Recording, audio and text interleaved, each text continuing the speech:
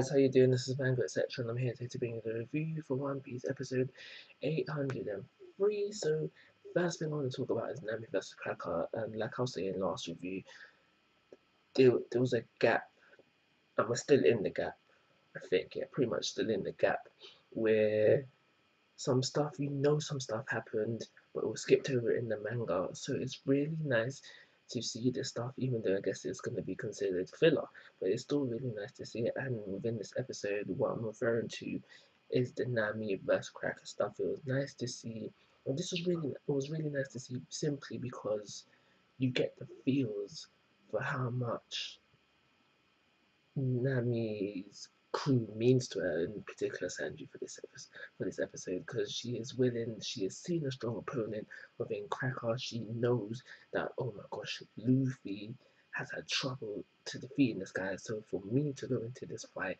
there's no way I can win it. But because she cares so much about Sanji, she is willing to do what she can, do what she has to do. She knows that she has to stall for a certain amount of time for Luffy to hit her.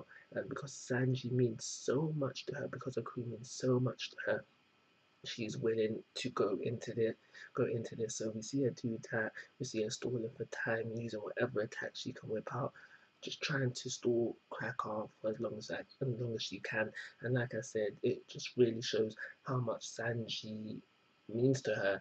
And the flashback scenes where we see her remembering Sanji in different occasions, that added to it as well. So even though this bit episode was filler, even though it doesn't happen in the or like I say, even though we don't see it in the manga, I was so happy to see it within the episodes.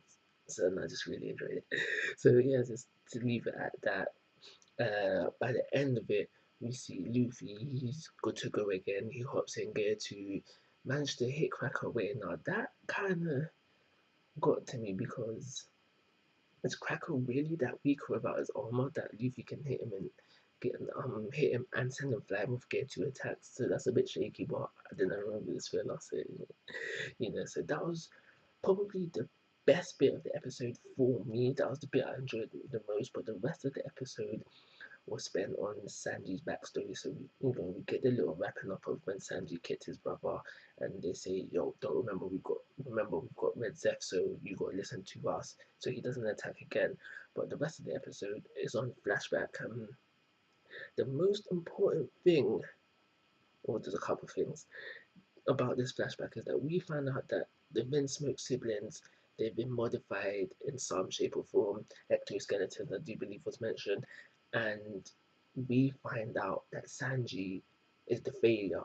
Apparently, his modifications did not work out. But for me personally, I still believe, because this hasn't been addressed in the manga since, I still believe that Sanji is going to be a late bloomer, and this late bloom will lead to another power up for Sanji. Hell's Memories could not be like the end all for Sanji. There's got to be something on it. It doesn't have to be, but it would be nice to see something after that. So I think that late blooming will be the lead to that. So we see them training. Sanji's the failure. He's not doing well. Blah blah blah blah blah. And then it gets to a point where we find out that Sanji's mum is dead. We see her picture smashed. We don't get to see her face.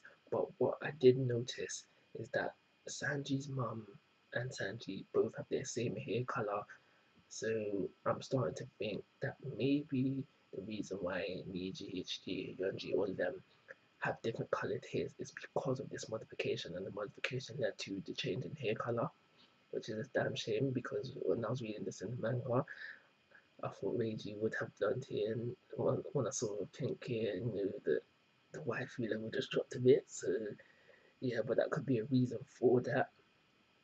So at the end of the episode, we find out that Judge was so disappointed with Sanji that he locked him away, faked his death. And now that is deep. Do not get me wrong. That is very, very deep. Not a nice thing to do at all. Yes, it does make Judge a bad father, but things could have been worse for Sanji.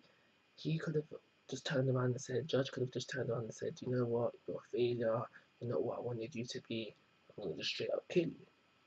He's probably doing the second worst thing, but just do a defense for Judge, and that's how the episode ends off with Sanji crying, just wondering why exactly he's in this predicament.